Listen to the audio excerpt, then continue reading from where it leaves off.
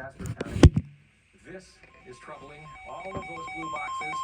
Severe thunderstorm warnings at this point, and some of these have the potential of producing a large tornado, and this activity is EAS issued a severe thunderstorm warning for northwestern LaSalle County in north-central Illinois until 8:30 p.m. At 7:27 p.m., a severe thunderstorm was located over Depew, or near Hennepin, moving east at 30 miles per hour. Hazard, tennis ball-sized hail. Source, radar indicated. Impact, people and animals outdoors will be injured.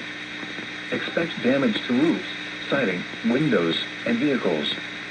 Locations impacted include Ottawa, Peru, LaSalle, Oglesby, North Utica, Grand Ridge, Knott Lake, Cedar Point, Troy Grove, and Prairie Center. For your protection, move to an interior room on the lowest floor of a building. A tornado watch remains in effect until 11 p.m. for north-central Illinois.